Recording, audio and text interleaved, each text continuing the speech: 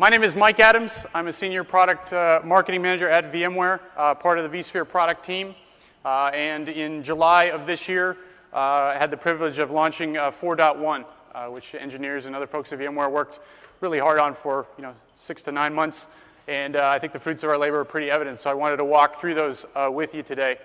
Generally, what I find with VMware customers or those who are just getting into virtualization, we throw a lot of information out at you. And it's important to level set.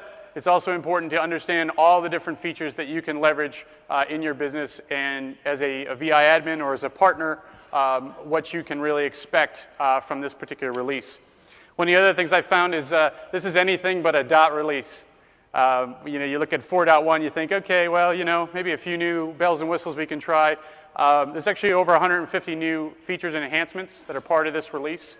So rule number one, Mike's rule number one is read the release notes because there'll be something in there that I won't be able to cover today, and we want to make sure that you have access to that. This presentation will be available to you afterward. I've got a lot of information in the appendix, and if you want to contact me afterward, I have the funniest email address in all of VMware guaranteed, madams@vmware.com. will get you an email to me, and I'll respond back. Why are you guys laughing? All right. So let's get into it today.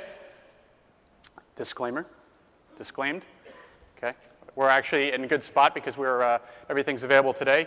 You'll see this chart many, many times. IT as a service. Key for us with vSphere, right down the bottom. Foundation for cloud computing. Key to vSphere is that this is going to allow you anywhere you need to go.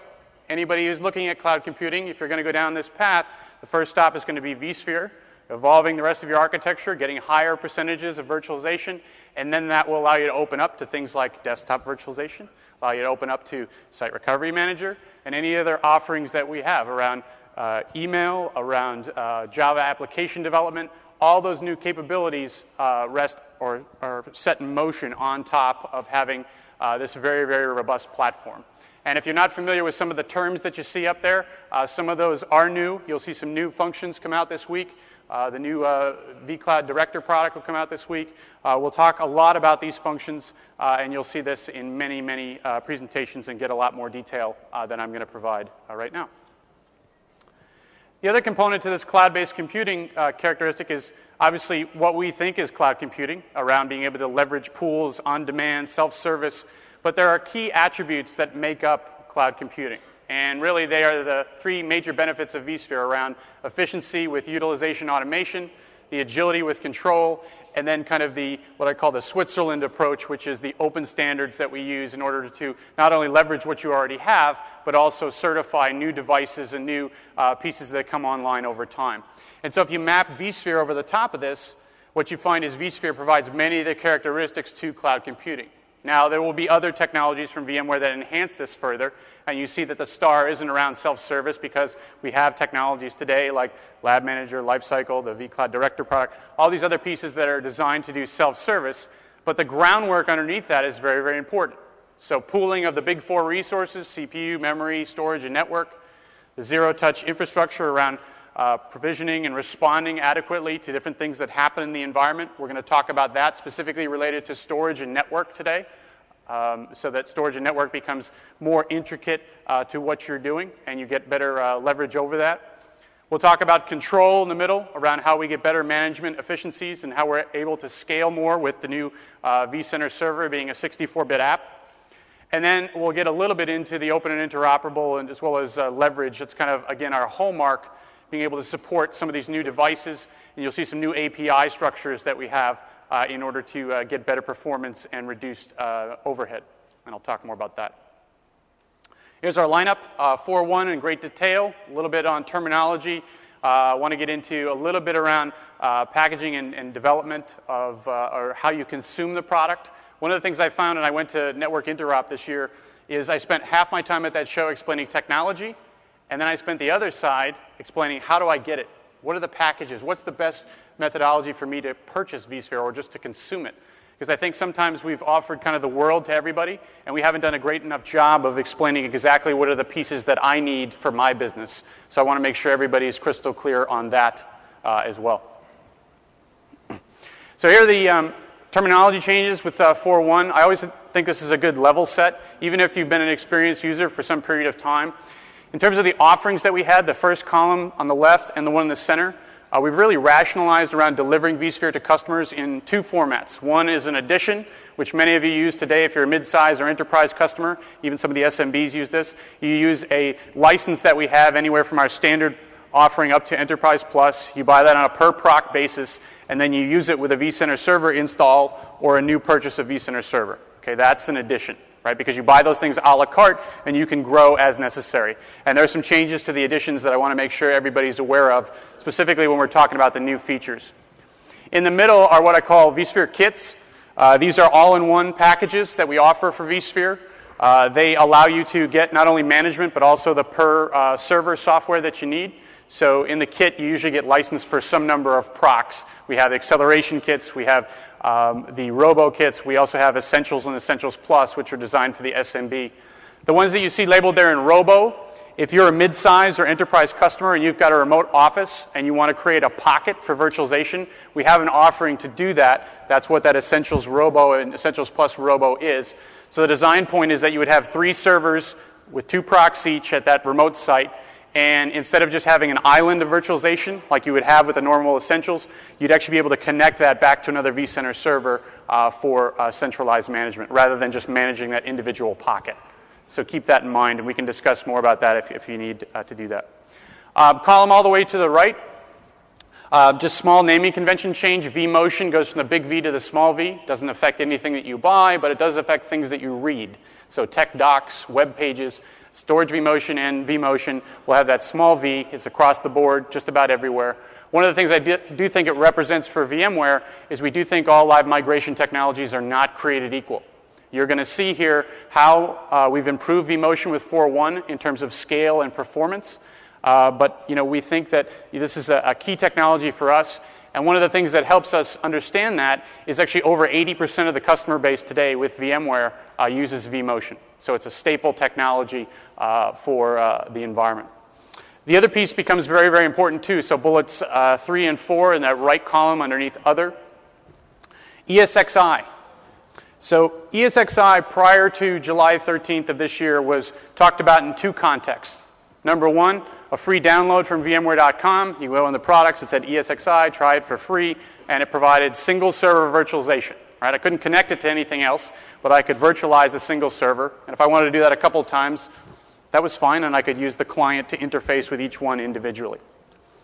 The other way it was talked about was as a hypervisor architecture. So those of you who have used vSphere or even VAAI, you knew that when you downloaded our product, you had the choice of 2 hypervisor architectures. ESX, or what you guys sometimes call ESX Classic, which you've known since about 97, and then ESXi, which came online 2007, 2008. The idea behind ESXi was it's a smaller footprint, it's a smaller attack profile, provides more performance, and is going to give us the kind of infrastructure that we need to do some really cool whiz-bang type stuff coming up. So we're really excited about having that type of architecture in place.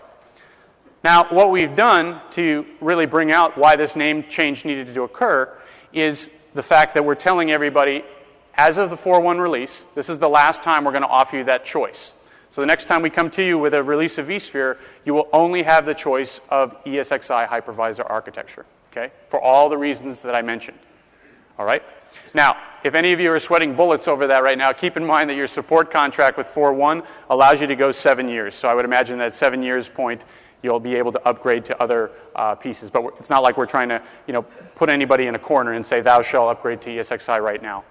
But there are key reasons why you want to do that, and I'm going to share with you some resources that will help you do that as well. Anyway, getting back to the naming convention, on the idea of moving mid-size or enterprise customers to ESXi, upon telling people that, a lot of people would say, wait, you want me to move to that free thing that's up on the web? Rather than thinking about it as a world-class hypervisor architecture. Okay. So, for that reason, when you look up on the web, if you want to try the free download technology, it's going to be called vSphere Hypervisor. It's no longer called ESXi, even though it's based on ESXi. It still uses that hypervisor architecture underneath. Everywhere else you see ESXi, it's in relation to the architecture and discussing the architecture. Okay? So free product, vSphere Hypervisor, everywhere else talking about just the architectural components. All right. So the guts of 4.1 is talking about how do we make scale improvements dramatically and easily, and then also how do we add additional functionality that prepare us for the cloud. Okay? So two kind of key comments here. Number one is if you haven't looked at the cloud, time definitely to do that. You're going to hear that a lot this week. And number two is you're thinking about scalability here. Even if you're a smaller customer, keep in mind that 4.1 has a lot of functionality from the SMB all the way to the enterprise.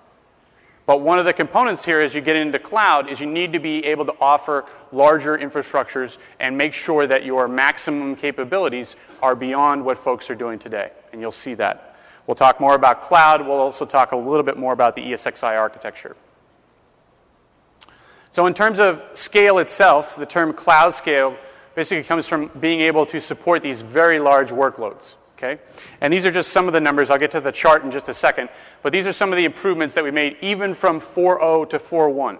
The ratios that you're seeing are improvements even from the 4.0 platform. So in a year's time here, being able to go at least 2x in terms of the number of VMs per cluster, and then larger X numbers when you're talking about hosts per vCenter server, and then VMs per vCenter server. Okay? Now, obviously, again, getting back to theoretical maximums, let's just do a quick poll here. How many people in this room actually run over 1,000 VMs right now? Okay, so it's a pretty small number. The idea, though, is that obviously you're going to be expanding toward there, and you need to understand, okay, yes, the platform will be able to support along with that. Okay? And when you look at the numbers as a whole, everything that you see there in blue is something that we've expanded with the 4.1 release. Okay, so better economies of scale, more management per FTE. That's the type of thing that we're looking at. And just to better equate what this actually means, I estimated that actually 99% of the VMware customer base could actually get underneath one vCenter server. Okay, now we don't do that for best practice reasons around geographical dispersion and all sorts of other factors, but it's good to know that you can do that underneath one vCenter server. You'll see, too, in the white, the VMs per host and the hosts per cluster. Those numbers didn't go up. I haven't seen too many people push in that particular number, although we are investigating in a future release how to go ahead and look at that as well. But keep in mind, too, down the bottom, the connectivity, I think, becomes important, too. So the number of clients that are accessing the infrastructure, that becomes pretty critical. And to actually deliver this, vCenter Server has now become a 64-bit app. Okay? So what that means is that you have to run vCenter Server on a 64-bit Windows OS as of 4.1. Okay? To get to the numbers that we were talking about, the page sizes it didn't work in order to be able to do that. So this is something to be aware of when you're going to 4.1. But the key for us is obviously take advantage of larger systems, larger memory, be able to cache more information, be able to handle more users, have a faster startup time. There's lots of benefits to having vCenter Server now be on a 64-bit application.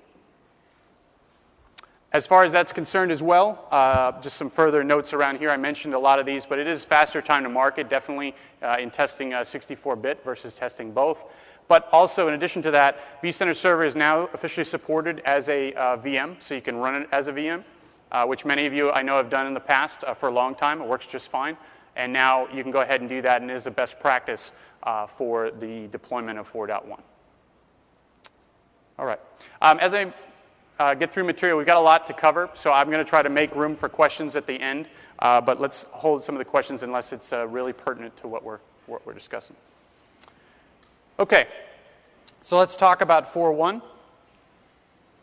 And just to show you how much of a geek I am, here's the overview of 4.1 itself. So actually there's a program out there that I use called Wordle, just as kind of a neat icebreaker. You can take a document, you spit it into this thing, and it spits back out this type of graphic.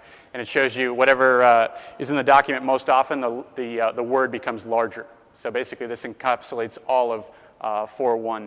Kind of just a neat icebreaker if you're going to do that internally. Anyway, getting to something you're probably more familiar with.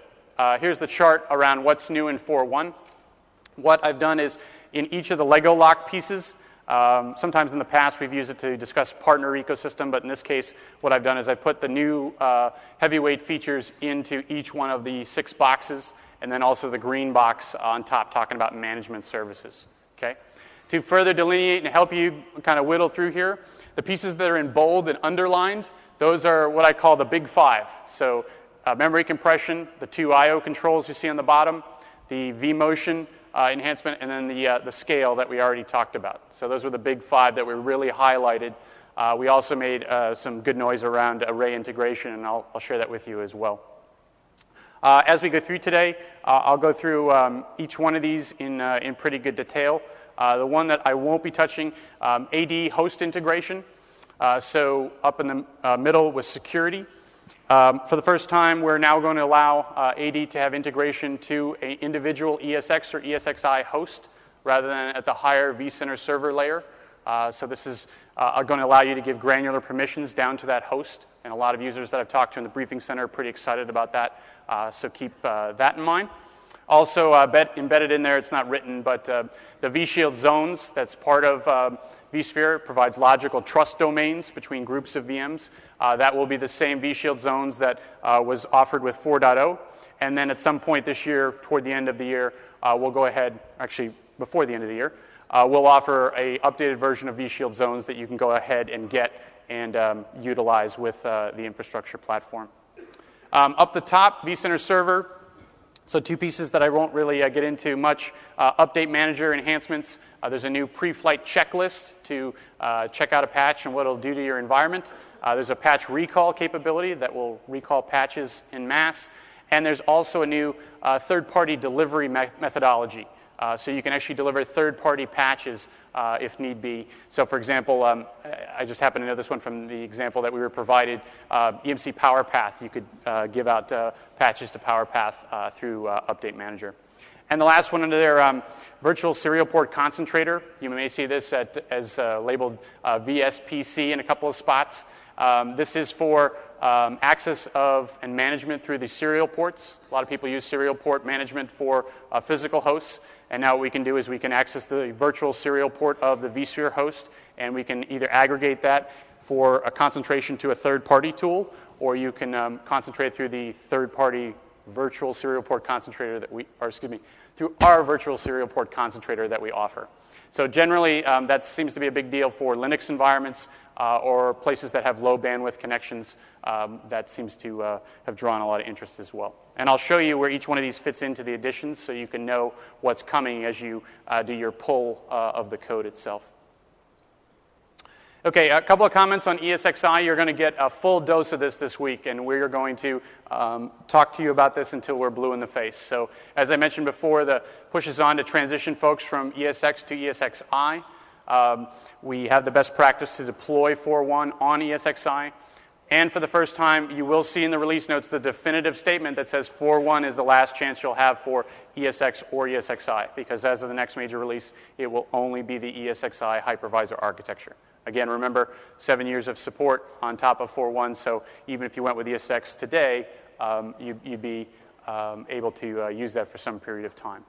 Now, one of the things that happens when you talk about this is, how do I deal with all the scripts that I created? How do I deal with all the management agents that are in the costs? How do I do all of that? And what I'm going to share with you in just a second, this should say Info Center, but I'm share with you the website where you can go to get all that information. And we stripped out all the marketing fluff and all that other stuff so you can get the technological details that you need. As far as ESXi with 4.1, we'll be showing that at the truck. So look for the 18-wheeler in the hall. And you're going to want to talk to a gentleman named Charu and my other colleague named Alberto. They're our gurus for ESXi. In 4.1, ESXi has a new boot from SAN capability. Also offers a scripted installation function similar to a Linux kickstart. Also offering that update manager capability I was talking about, so being able to update third-party technologies. The built-in AD capability down to the host. A few new CLI commands that we've introduced. And also full support for what they call tech support mode. So really, making this on par so you have ESX and ESXi, and they're on par with each other, and you can go ahead and migrate with confidence to this world-class hypervisor architecture. So definitely talk to us if you have comments or concerns about that. But the key takeaway that I want you to have is get familiar with ESXi as quickly as possible, because it's really going to benefit how you're moving forward. Here's the info center that I was talking about. Again, devoid of marketing fluff. There are little headers across there, technological information, talks about architecture. And instead of talking about this as an upgrade center, really talking about it more as, okay, let's really focus on the enhancements and the kind of details between the different technologies. So go ahead and use that. And the best way to get there is if you hit on products on VMware.com, you can see on the right side in the tree structure, you'll see the ESX to ESXi or ESX and ESXi info center. That'll also be an important place on the right. We'll talk a little bit more about the upgrade center in just a second as well. All right, so let's get to new features and enhancements. Okay, storage I/O control. So everybody for a while has probably been using something called limits and shares with CPU and memory. Okay, we've never offered those same types of functions for storage and networking. And in moving toward the cloud and getting more information about storage, we need to be able to do stuff like that. And the reason that we need to be able to do stuff like that is when you have things that are accessing the same resource, in this case the data store, you need to make sure that you have priorities in place. Okay? So the first thing that's going to happen when you use storage I/O control is it's actually going to set an equal priority between all the VMs that are accessing the data store. Okay? So that's point number one. Because in some scenarios, what could end up happening is you get a VM that has some type of rogue behavior or is somehow accessing the data store more so than somebody else. So let's take a really silly example. One of these machines is a file server. It's where everybody dumps MP3s or videos or wherever. And all of a sudden it's, slamming that data store as much as it can. And it's, causing problems with the online repository that you have or the online sales website that you have or e-commerce site. That's not something that you want to have happen. So equal priority to set up. And then more advanced rules, you can actually set a priority per VM for a specific VM of who's going to be the VIP to the data store. Okay? So the way this works is by default the feature is set to either 30 or 35 milliseconds in terms of latency, looking for that. Once we exceed that, it's going to be considered a congested environment, and we will go ahead and implement the policy rules that you put into place. Okay? So the feature remains dormant until that threshold's been crossed. If everything's hunky-dory, that's fine. You cross the threshold, which you can set up or down, and we'll go ahead and implement the rules that we were talking about. Funny story, when engineering first came to me with this feature, they said, hey, Mike, we got this great new feature. We want to call it Congestion Manager. I said, well, that's probably not the best thing to call it, so we'll call it Storage I/O Control. But the idea is pretty sound that once you have a contentious scenario or there could be congestion, you want to have some level of priority that you can go ahead and really kind of define within the environment. Just quick note, this works with block-based storage only today. We do have plans to support NFS coming up, but it is block-based storage only, so keep that in mind as you take a look at this. Also keep in mind this is part of Enterprise Plus, so you'll need Enterprise Plus in order to try this. For those of you who need to eval it, in the eval, which uses the Enterprise Plus license, you can try it out for the 60-day eval and see how it works for the environment. Okay. Now, the other piece, too, I just want to make sure everybody's clear on this. In assigning priority, we're not moving anything around here, all right? So this is not a storage DRS functionality. This is strictly a prioritization, limits and shares around how you utilize and access that data store. Okay. All right. Also in storage, performance reporting, having new levels of detail per data store, per NFS. There's a number of new reports that we've added right from the vCenter server GUI. This is not related to CapIQ, so this is right out of vCenter server itself. We've captured a lot of this data for some period of time, but never really relayed it to you in a more consumable fashion. And so in this case, you're looking at statistics on the data store itself, and you'll have access to this. No matter what version or kit that you're running, you can go ahead and access or you can go ahead and utilize the reporting function that's based in here for long-term trending analysis, performance, troubleshooting. That type of thing can be done with these types of reports right from within the product. One other piece in storage, and this is a piece that I really think is going to come on like gangbusters. You'll see it with a lot of integration work that we've done with our partners, something we call vStorage APIs for array integration. or VAAI. You guys have seen for a long time a lot of APIs that we've offered for data protection and also multipathing. Those are still in 4.1 as well. But now with this new VAAI technology, what we're able to do is really provide two huge benefits to the end user customer. And that is for the scenarios that you see on the right, so common vSphere activities, things like provisioning of VM, storage vMotion, thin provisioning work, any type of work you do with VMFS, we're actually able to offload some of the activity to the disk array. Okay? And through what we call our three primitives, and I'll share with those in just a second, we're actually going to be able to, number one, speed up performance. And when I say speed up performance, I really mean it. And I'm talking on the order of magnitude of 5x to 20x. Seen things like storage vMotion activities. We did one test. Storage vMotion without VAAI took 2.5 minutes. With VAAI, it took 28 seconds. Okay? Now you're thinking about that, it's a 2-minute savings, but if you get that 10, 20 times a day or across a course of a week, that's a lot of savings where you can be doing other things. Okay? So provisioning of VM is something we all do. So if we're able to do that faster, that's a great thing. Okay? The number two thing is less overhead. So as a result of this, we actually have found a 95% reduction in the overhead needed network, server, storage, all that. So that's pretty amazing. In the way I think about it is some of the traffic flow where you had to go back up and talk to the server before the different interactions happen, we're able to really knock that out and totally get rid of that and improve the overall impact or reduce the impact and still provide the performance that we're looking at.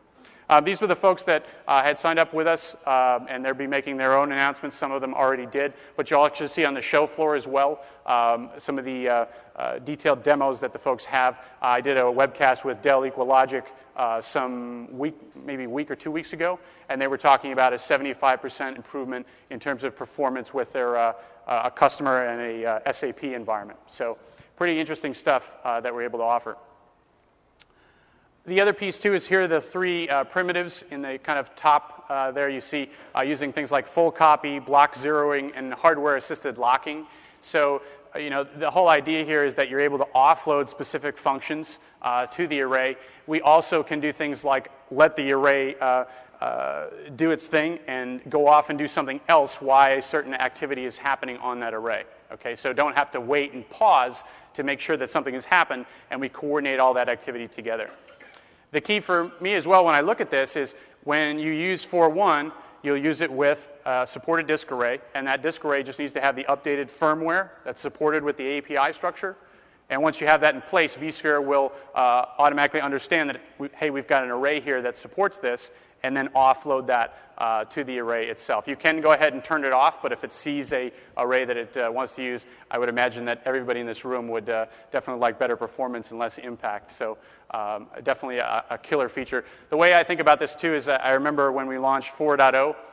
When 4.0 came out, everybody's talking around fault tolerance and distributed switch, and those were fantastic features and still are.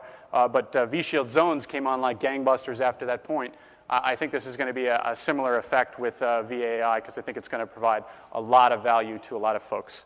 So definitely check in with your hardware vendor and let them know that you want to have this level of integration. And again, we offered it out to everybody, so we should have a lot of detailed offerings, best practices, reference architectures very, very shortly.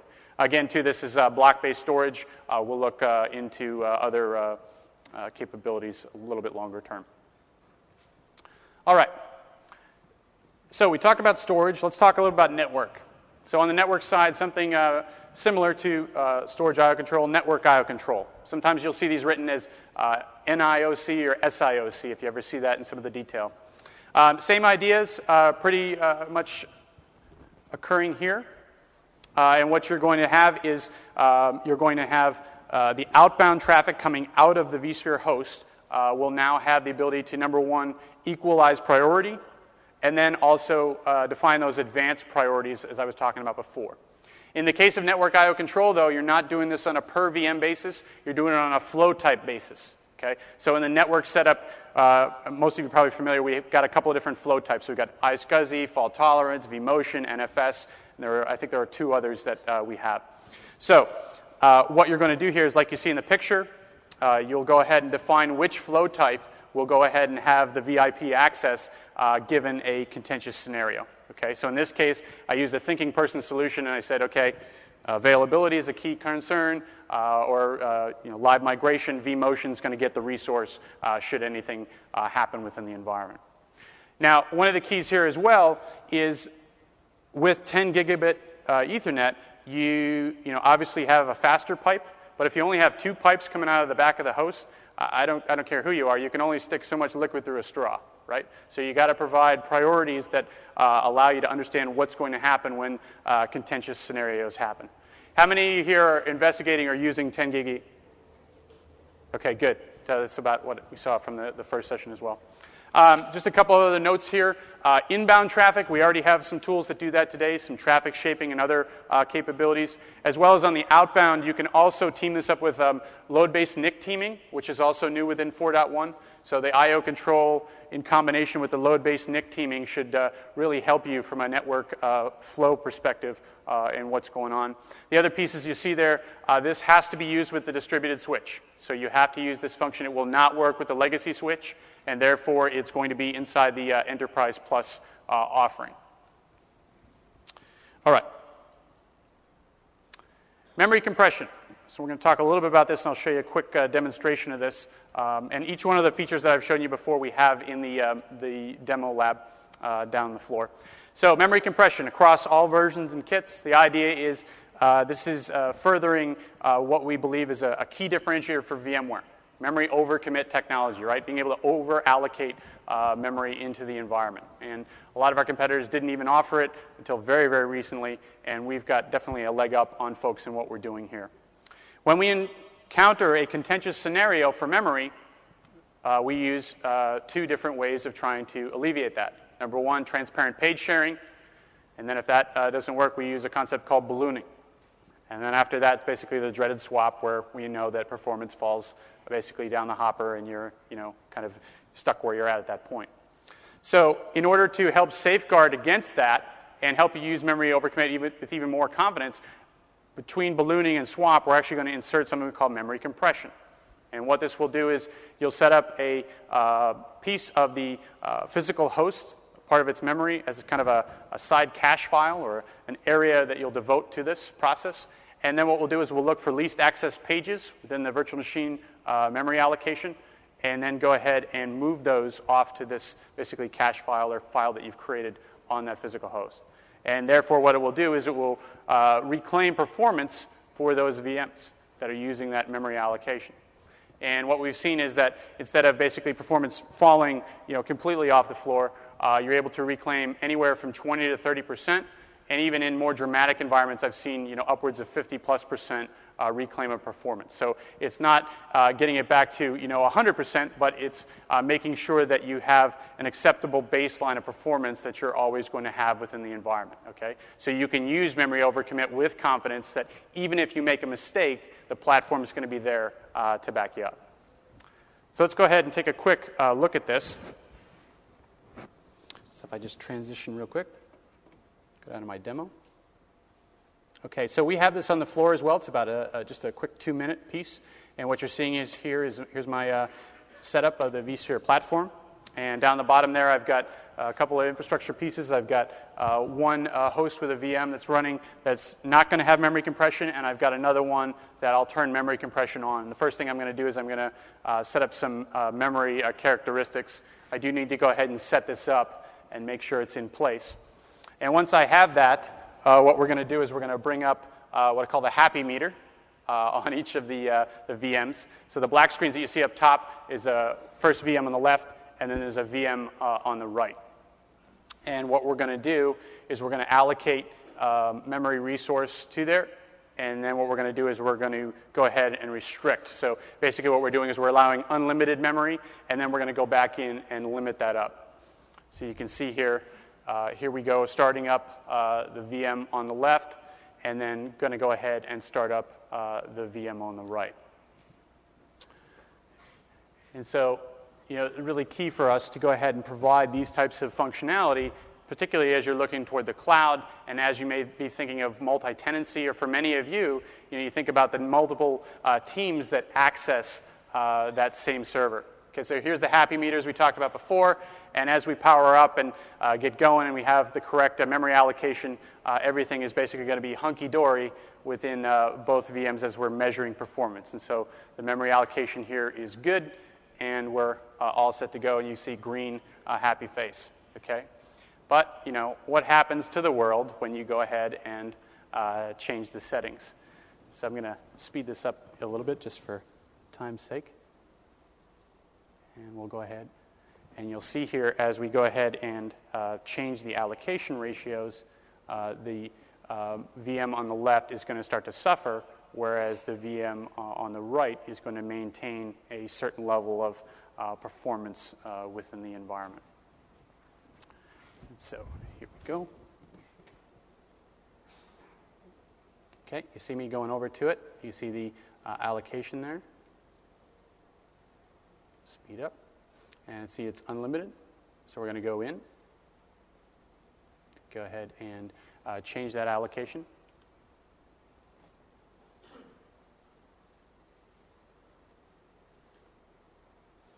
There it is right there. So we go into resources, and we're going to change this from unlimited down to 400. And then what we'll do is we'll go in the other VM allocation, and we'll go ahead and do the same thing. And you see there, and as soon as I do this, you're going to start to see that performance really start to suffer for the VM on the left. But the one on the right, because it has memory compression turned on, is going to be able to maintain a level of performance. Okay, so we're going down the right, going down the left. Here we go, and all of a sudden, you know, we're unhappy across both scenarios. The one on the left is really unhappy, and then the one on the right, because it has memory compression in place, again, maintaining that certain level of performance and capability. Okay, so down at the booth at the 18-wheeler, this is where we're going to show memory compression. You're going to want to talk to either Joey or Leah, and you can get a little bit more details on how to do this, because he's got some best practices on the buffer sizes and different things that you may want to allocate in order to do this.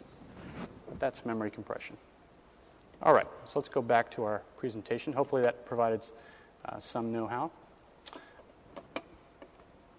So what I'm going to do now is we'll just go back and look at some of the other features of 4.1. Sorry, the mouse is a little funky here. Okay. All right.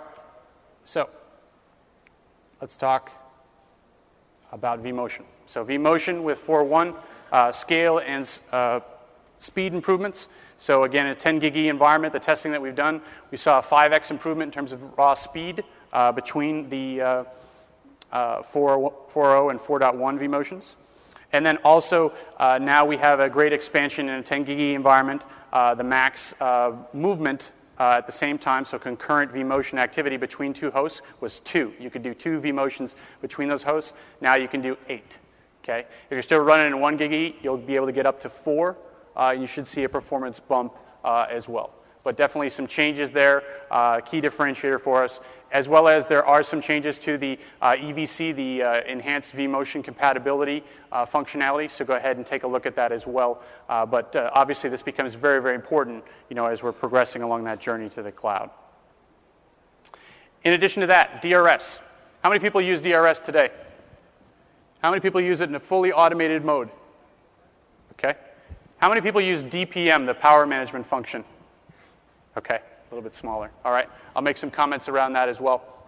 So DRS host affinity rules. Some new rules that we can put into place to start to define where are the places we want to move VMs to and where are not the places we want to move VMs to. Okay, so either for availability, security, performance, or even a licensing restriction, I can now say VM that's labeled A, don't ever, ever, ever, ever, ever move it to a server defined as B. Okay, only move it to a server defined as A. This is what we call a hard rule, which is don't ever violate this rule for whatever reason. Okay? The other rule that we can create with this is what we call a preferential rule, which says, please try not to move this VM to this location. If you have to, that's okay. And for the most part, DRS will follow that to the letter of the law. Okay? So 2 key pieces that are designed really to help you, again, with availability, security, performance, licensing. There may be a reason you don't want to move a VM to a certain host, and this is going to give you that power. Now keep in mind, when you do this, one of the reasons you probably bought VMware to begin with is flexibility, right? And we already showed you how many people were in here that were saying, hey, I use DRS in automated mode. When you put restrictions on DRS, okay, it impacts the environment. So just understand what you're doing when you go ahead and try to utilize it, okay? So I would think that just think about having a really good reason that you want to go ahead and make this happen. And there are many reasons out there of why you would want to go ahead and use it, okay? So just keep that in mind as you think about it. One piece also related to DRS, HA and FT have better integration with DRS, and I'm going to talk a little bit more about that in just a second. Also related, I don't have this in here, but DPM, the power management feature that works in conjunction with DRS, that has a new scheduling mechanism, so you can schedule the power up and power off, or the standby capability. So that's a good thing to really kind of recognize. Also, if you want to see a really interesting video on DPM, we took the sharpest engineer we have at VMware, had him film about a 3.5-minute video. Remember those videos we used to watch in Mr. Rogers' Neighborhood where they show you how to build a bank or a skyscraper and it went really fast? It shows you how DPM would actually provide 55% of power efficiency savings over the course of a day in about a 3.5-minute clip. Okay, and what he does is actually he has 108 VMs on one host, and then he powers up to 4 hosts and splits the load across the day. And then at 5 p.m. when everybody goes home, he goes back to all 108 on one node, and he shows a 55% of power efficiency savings over the course of the day. Okay, so take a look at that if you get a chance. Okay, let's talk a couple more HA enhancements. So HA will be modified from the perspective of having a new operational status that we are delivering, and you can see that. That's in the GUI itself. So when you look at HA, you're getting some more details around the health of the cluster. In addition, the new health check capability is always looking at the health of your cluster. Okay? So the ability for us to go ahead and understand all the resources that are supposed to be with the cluster, and if we have any violation of those resource allocations or any problems with the cluster, you're going to get an alert or an alarm to help you deal with that. As I mentioned before, HA is going to have better integration with DRS, or has, now that we have 4.1 available. What this means is HA in the past, what would end up happening is when we had an HA event, with the infrastructure, we were just happy to be alive, right? Let's just put this VM wherever, even if it's the host next door. Well, what happens if that host next door is already clogged or doing a lot of things? Would it be better to put it on another host that's in the environment? So we're going to put our intelligence hat on here and say, okay, where's the best place to restart this VM? Okay? You're going to see a similar thing with FT, so fault tolerance. Now, where's the best place to put the shadow instance? We'll go ahead and use this same type of logic when we think about this. Also, the HA and DRS cluster sizes have actually also been normalized so that they're the same. So that makes life a lot easier as well. Last piece, and this is flew a little bit under the radar, but you'll see a lot of it probably at the show this week, as well as more as we have additional partners, application-aware API. So for the first time, being able to have HA that understands through coordination with third parties, application-level failover and availability characteristics. Okay, so we'll have third parties that talk and interact with HA to provide the best availability possible. Okay, so I'm pretty excited about this because people have talked about for a long time, hey, with HA and FT it's great, but it's protecting me against hardware failures. But what about the application itself, right? And you've generally turned to third-party tools in order to do that. There are some that do that very, very well. So let's have an integration point, and there it is. Also, for those of you that use, let's say, Microsoft Cluster Services or MSCS, there's some better work that we did with this release for that as well. So definitely check that out. Oh, I'm going the wrong way. Okay. This is what I call kind of the Bitbucket in going through the rest of these because there are some smaller enhancements that we made, but still could be very, very important. So FT itself, having that interoperability with DRS, we talked about. Some better work when you do the between hosts and VMs in terms of their patch levels. There were some real firm requirements before, and now we've lifted some of those, as well as some network enhance. Host profiles has been modified for additional scenarios, the PCI piece, PSA, the integration with Active Directory, as we saw before, and then the expanded hardware compatibility list. So you guys can read these as you need to. The Nexus 1000V has been it had a new release that came out. It's also available with 4.1. One of the questions I get pretty often is network I/O control. That's a distributed switch feature. The Nexus, if you use the Nexus, that has a feature called fair weight queuing. That's fairly analogous to what we're doing with I/O control. Just out of curiosity, how many people use the distributed virtual switch? Okay, some. And then how many use the Nexus 1000V? Okay, similar numbers what we saw before. Okay. Also, network NIST compliance. So we have IPv6 support. We wrote a recent blog entry on that if you want to see that. If you're a government customer, that is pretty important. And then also on the storage side, iSCSI offload for Broadcom cards, I believe it is, and also 8 gigabyte HBA support. So that kind of rounds that out. All right.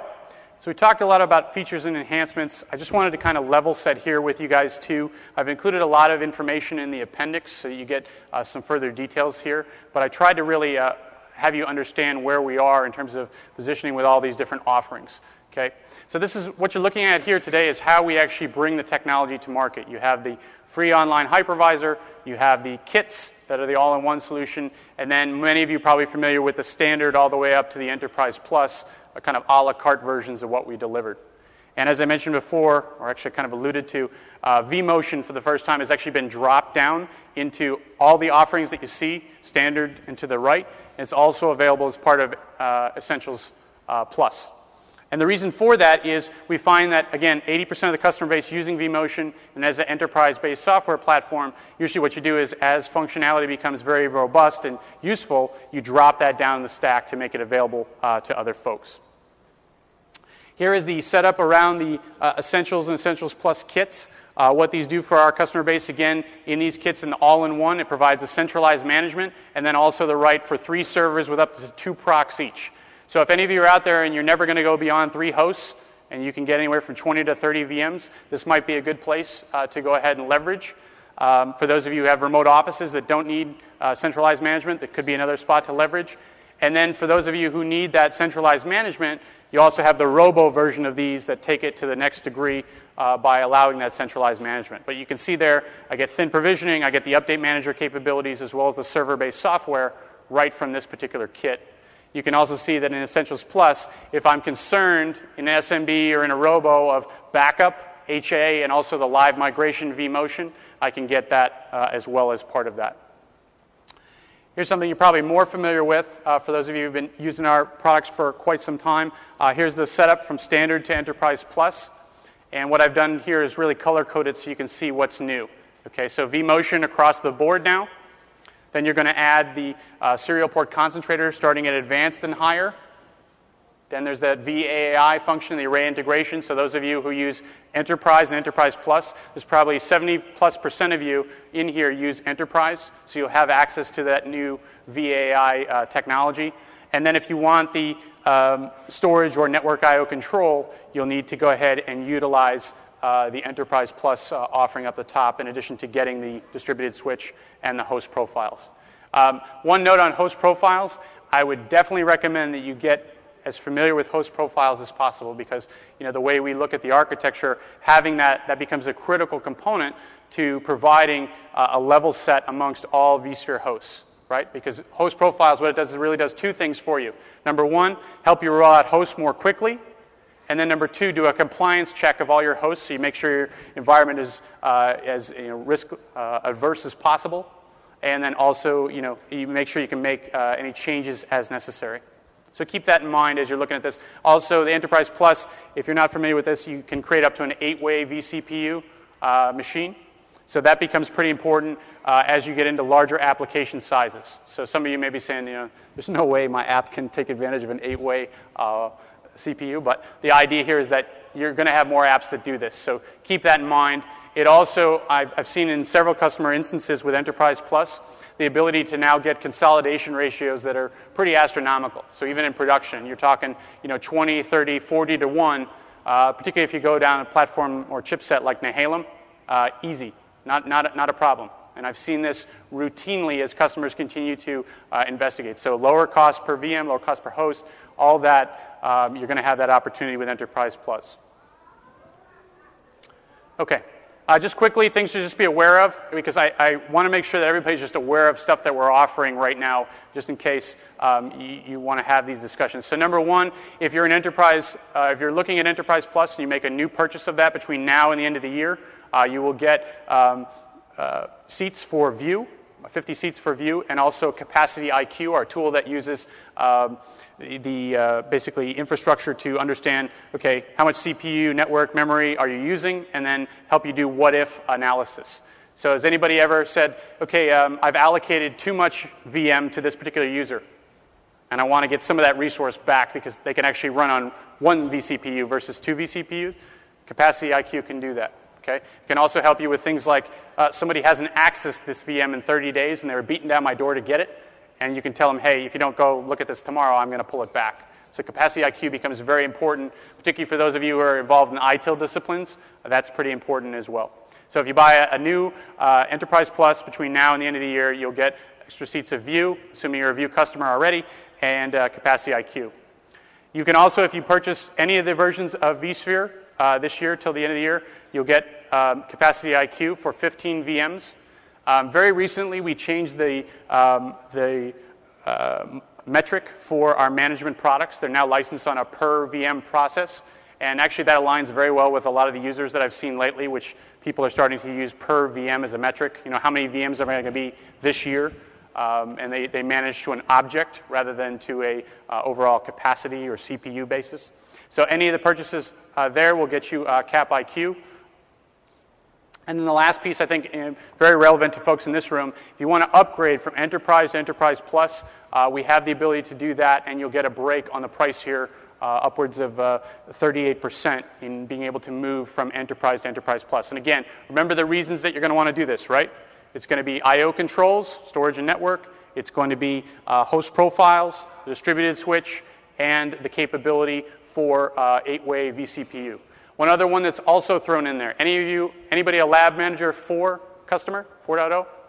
One couple? Okay. Lab Manager 4.0 with the distributed virtual switch in place will do cross-host fencing, which you haven't had since one of the earlier versions that it can be offered. So you can now do that where you create a logical environment that will span across multiple nodes.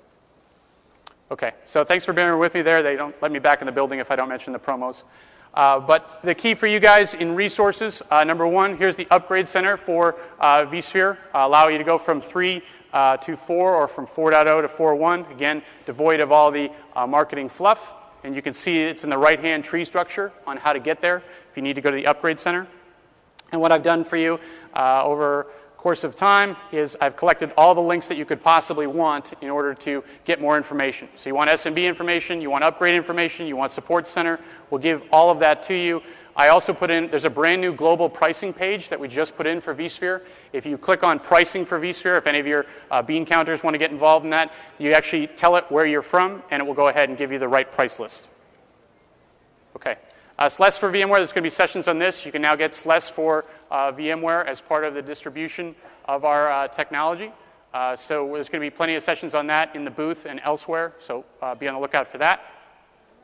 And with that, what I wanted to do was open it up for some questions. We've got a little bit of time for that. But thank you very much. Appreciate it.